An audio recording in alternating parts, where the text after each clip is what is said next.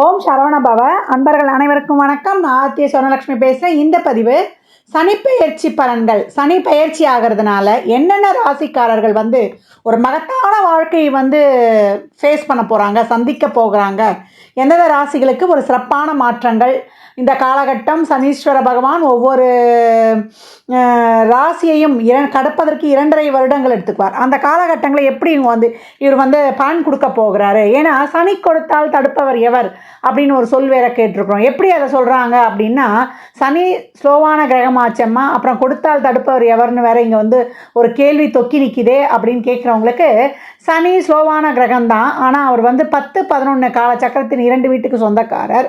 10 என்பது நம்மளுக்கு அது ஒரு ஸ்திர ராசி, ஒரு வலிமை நிறைந்த ஒரு கடினமான பாறை ராசி. அப்போ எவ்வளோக்கு எவ்வளோ அந்த இடத்துல நம்ம கடுமையான உழைப்பை போடும்போது சூறாவளி காற்றுன்னு சொல்லக்கூடிய ஒரு காற்று ராசி லாபஸ்தானம் நிற்கிது. அப்போ லாபம் நிச்சயம் உண்டு. கஷ்டப்பட்டு உன் உடம்பில் இருக்கக்கூடிய வியர்வை வெளிவரும் பொழுது உனக்கு லாபம் அதிர்ஷ்ட காத்தாக உங்களுக்கு அடிக்கும் அப்படின்னு நம்மளுக்கு ஜோதிட விதிகளே நம்மளுக்கு அழகாக சொல்லிடும் அப்படின்னு சொல்லலாம். இப்போ வரக்கூடிய சனிப்பெயர்ச்சி நல்ல சிறப்பான சனிப்பெயர்ச்சி. நம்மளுக்கு காற்று ராசிக்கு கும்ப ராசி மூல திரிகோண பலம் அடைவார். அந்த ராசிக்கு வரக்கூடிய சனீஸ்வர பகவான் என்னென்ன ராசிகளுக்கு எப்படிலாம் சிறப்பாக கொடுக்குறாரு அப்படின்னு பார்க்கும்பொழுது, ஒரு 6 ராசிக்கு அட்டகாசமான பலன்களை அவர் அள்ளி தர காத்திருக்கிறார் அப்படின்னு சொல்லலாம். மகர ராசி மகர லக்னத்திற்கான பலன்கள். சனிப்பெயர்ச்சி என்ன பலன்களை தரப்போகுது அப்படின்னு பார்க்க போகிறோம். மகரத்துக்கு 7 சனியில் இப்போ பாத சனி. மகரம் சிகரத்தை தொடும் காலம். ஏமா பாத சனியில் எப்படிமா நாங்கள் சிகரத்தை தொடுவோம் அப்படின்னு கேட்குறவங்களுக்கு ரொம்ப அருமையான காலகட்டங்கள். உங்களுக்கு ராகு எது பயிற்சியும் சரி, உங்களுக்கு அடுத்த 4 மாத காலம் வரக்கூடிய குரு பயிற்சியும் சரி, உங்களுக்கு ரொம்ப சிறப்பான பலன்களை வாரி வழங்கும். தூங்க போவோம்மா, அந்த நேரத்தில் ஃபோன் கால் டிஸ்டர்ப் பண்ணோம். ஏன் பிரச்சனையை பார்க்குறதா மற்றவங்க பிரச்சனையை பார்க்குறதா அப்படின்னு நான் ரொம்ப நாட்கள் இயங்கியிருக்கேன். தூக்கமே இல்லாமல் புரண்டு படுத்திருக்கேன்.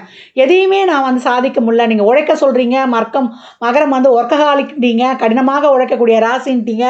நாங்கள் பொருளாதார நோக்கோடு இருப்போம்னு நீங்கள் சொல்லியிருக்கிறீங்க. இவ்வளோ இருந்தால் கூட அந்த பொருளாதார நோக்கம் நாங்கள் கஷ்டப்பட்டு தானேம்மா உழைக்கிறோம், அதற்கு நாங்கள் எதிர்பார்க்க மாட்டோமா அப்படி கேட்பவர்களும் உண்டு. நீங்கள் எதிர்பாருங்க, வேண்டான்னு சொல்ல. அதையே நீங்கள் ஒரு நிறைவில்லாத தன்மையாக வச்சுக்காதீங்க. நம்ம கிடைக்கிறத கொண்டு திருப்தி பட்டுக்கொள்ளணும் இந்த காலம் அப்படின்னு சொல்லியாச்சு. எந்த ஒரு சூழ்நிலையையும் நீங்கள் எதிர்கொள்ளக்கூடிய ஒரு தன்னம்பிக்கை தைரியத்தை இப்போ ராகு கொடுத்துருவார் உங்களுக்கு அப்படின்னு சொல்லலாம். ஏன்னா 3ஆம் இடத்தில் இருக்கக்கூடிய ராகு உங்களுக்கு தடைக்கற்களெல்லாம் உடைத்து படிக்கற்களாக மாற்றி கொடுக்கும் அப்படின்னு சொல்லலாம். சனீஸ்வர பகவானும் ஒரு திடீர் தன வருவாய், அதே போல் தனம் உண்டு அப்படின்னு சொல்லியாச்சு. உயில் சொத்துக்கள் கிடைப்பது, ஒரு ஃபிக்ஸடு ப்ராவிடன்ட் ஃபண்டு போட்டதெல்லாம் கிடைப்பதெல்லாம் உங்களுக்கு இந்த காலகட்டம் உங்களுக்கு தெரியும். பினாமியாக கூட சொத்துக்கள் வரக்கூடிய வாய்ப்பு இந்த காலகட்டம் உண்டு அப்படின்னு சொல்லியாச்சு. உடல்நிலையில் மட்டும் கொஞ்சம் கூடுதல் கவனம் வச்சுக்கணும்.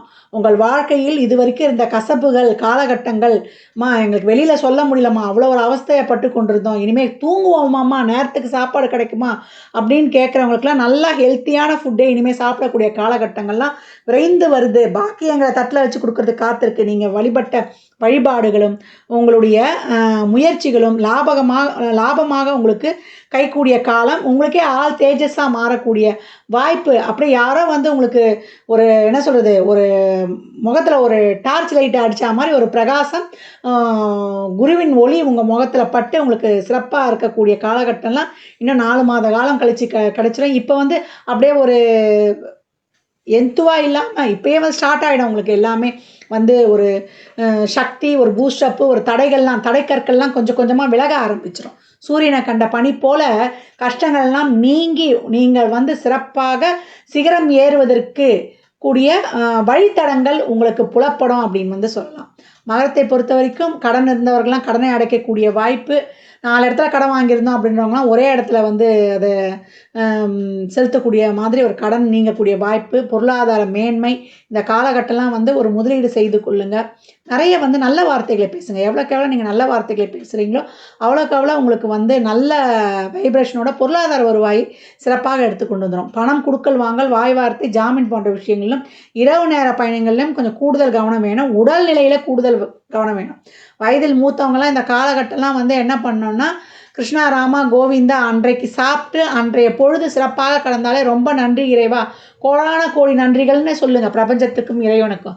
அப்படி சொல்ல சொல்ல உங்களுடைய வாழ்க்கை வந்து சிறப்பான மாற்றங்களை ஏற்படுத்தும் அப்படின்னு சொல்லலாம். மகரம் இந்த காலகட்டம் வந்து அருமையான பலன்கள் அப்படின்னு வந்து சொல்லியாச்சு. ஏன்னா கிரக நகர்வுகள் அந்த அளவுக்கு ரொம்ப சிறப்பாக இருக்குது. மகரம் சிகரத்தை தொடும் என்பதில் ஐயமே வேண்டாம் அப்படின்னு சொல்லியாச்சு.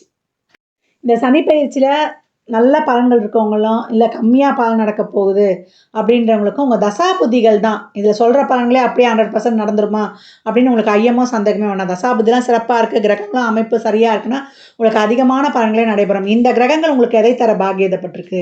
அது உங்களுக்கு திருமணம் பொருளாதாரத்துக்காக வந்து திருமணத்திற்காக செயல்பட போகுதா, இல்லை பொருளாதாரத்துக்காக செயல்பட போகுதா? உங்கள் சுய ஜாதகத்தை ஆய்வு செய்வதன் மூலம் நம்ம தெள்ள தெளிவாக அறிந்து கொள்ளலாம். மேலும் இந்த சனி பயிற்சியில் நிறைய தானம் தர்மம் பண்ணுங்கள். எவ்வளோக்கு எவ்வளோ அன்னதானம் பண்ணுறீங்களோ 27 தலைமுறைக்குரிய பாவங்களை நீங்கள் போக்குறீங்க அப்படின்னு வந்து சொல்லலாம். சனியே ஒரு கர்மாக்காரகன் தான். சனி குரு வந்து நம்மளுக்கு வந்து கர்ம கிரகங்களே நம்ம சொல்லியிருக்கோம். சனி குரு ராகு கேது. அப்போ ஒரு வயிற்றுக்கு உணவிடும்பொழுது அங்கே உங்கள் கர்மாக்கள் குறைக்கப்படுகிறது அப்படின்னு சொல்லியாச்சு. சர்ப வழிபாடுகள் செய்வது, ராகுகால நேரத்தில் துர்கையை வழிபடுவது, விநாயகர் வழிபாடு 12 ராசிக்காரர்களும் செய்யணும் தடைகளை உடைத்து குறைப்பதற்கு. அதே போல் இப்போ உங்கள் வாழ்க்கையை முன்னேற்றக்கூடிய விஷயங்களில் 12 ராசிக்காரர்களும் திட்டங்களை போட்டு நீங்கள் என்னென்ன உழைக்கிறீங்களோ உங்கள் உழைப்புக்கான பலன்கள்லாம் அடுத்த 1.5 வருடத்துக்கு எல்லா ராசிக்கும் கிடைக்கும். வழக்கு சார்ந்த விஷயங்கள், அதே போல் ஒரு சில விஷயங்கள்லாம் ரொம்ப கவனமாக இருக்கணும் அப்படின்னு வந்து சொல்லியாச்சு. எப்பயும் வந்து நேர்மையான வழியில் போகும்பொழுது உங்களுக்கு எந்த ஒரு பிரச்சனையும் வராது அப்படின்னு வந்து சொல்லலாம். சனீஸ்வர பகவானை பொறுத்த வரைக்கும் அவரை மாதிரி நல்லவரும் கிடையாது, அவரை மாதிரி கடுமையான மனம் கொண்டவரும் கிடையாது அப்படின்னு வந்து சொல்லியாச்சு. அதனால் அன்பர்கள் வந்து இந்த சனி பயிற்சி காலகட்டங்களில் திருநள்ளாறு, குச்சானாறு, திருக்கொள்ளிக்காடு ஸ்தலங்களுக்கு சென்று வழிபடுவதுடன் அருகில் இருக்கிற ஆலயங்களுக்கும் சென்று தீபமேற்றி வழிபடலாம். திருப்பவும் அதான் சொல்கிறேன், நிறைய தான தர்மங்கள் வந்து பண்ணுங்கள். முடிஞ்சவர்கள் வந்து சித்தர் ஜீவசமாதி வழிபாடு செய்வது, திருவண்ணாமலை கிரிவலம் செல்வது, இல்லை உங்கள் ஊர்லேயே நம்மளுக்கு எங்கள் ஊரில் இருக்க மலையை சுற்றி வரும் பழனி மலையை சுற்றி வர முடியுன்றவங்க தாராளமாக செய்யலாம். முருகன் வழிபாடு செய்யணும். கலியுக தெய்வமான கந்தக்கடவுள் முருகனை வந்து வள்ளி தேவயானை சமேதரா இருக்கக்கூடியவரை வணங்கும் பொழுது நம்மளுக்கு 3 சக்திகளுடைய பலனும் நம்மளுக்கு கிடைச்சிரும். நான் நிறைய பதிவுகள் சொல்கிறத திருப்பியும் உங்களுக்கு இங்கே வழி ஊட்டுகிறேன் அப்படின்னு வந்து சொல்கிறான். வள்ளி வந்து நம்மளுக்கு இச்சா சக்தி, நம்மளுக்கு வந்து தேவயானை வந்து கிரியாசக்தி, வேல் வந்து ஞான சக்தி. ஒரு செயலை செய்யணும், ஒரு செயலை வந்து அடையணும் அப்படின்ற ஒரு ஆசையை கொடுக்கக்கூடியதான் இச்சாசக்தி. அந்த செயலுக்கான மூலப்பொருட்கள், செல்லக்கூடிய வழிமுறைகளை சொல்லுவது தான் வந்து நமக்கு கிரியாசக்தி. நமக்கு ஞானசக்தி எப்படி, அது எந்த காலத்தில் எப்படி அந்த செயலை செஞ்சால் அந்த செயல் சிறப்பாக முடியும் என்பது தான் அந்த ஞானசக்தி. அப்போ எந்த ஒரு செயலை செய்வதற்கும் நமக்கு ஞானசக்தி சிறப்பாக செயல்படணும். நம்மளுக்கு வந்து நம்ம கர்மா வழிபடணுனாலே நம்மளுடைய எண்ணங்கள், சிந்தனைகள் இதெல்லாமே சிறப்பாக நேர்மறை எண்ணங்களாக இருக்கணும். அப்படி இருக்கும்பொழுது நம்ம வாழ்நாளில் வந்து வெற்றியை மட்டுமே பின்பற்றுவோம். எப்பேற்பட்ட இக்கட்டான சூழ்நிலையிலும் நான் சொல்லிட்டேன், தசாபுதிலாம் சிறப்பு இல்லை அப்படின்றவங்கெல்லாம் இறைவனை மட்டும்தான் இந்த காலகட்டம், குறிப்பாக இந்த கும்பராசி, மீனராசி, அதே போல் அதுக்கடுத்து வர்றவங்க வந்து இந்த கடகராசி, அதுக்கப்புறம் தான் விருச்சிக ராசி. இந்த கும்பராசியும் மீனராசியும் இறைவனை வழிணும். இது சிம்ம ராசி லக்னமாக இருந்து கும்ப ராசியாக இருந்தாலும், இல்லை கும்ப லக்னமாக இருந்து சிம்ம ராசியாக இருந்தாலும் பாதிக்கப்படக்கூடியவர்கள் அதிகம் இவர்கள் அப்படின்னு வந்து சொல்லலாம்.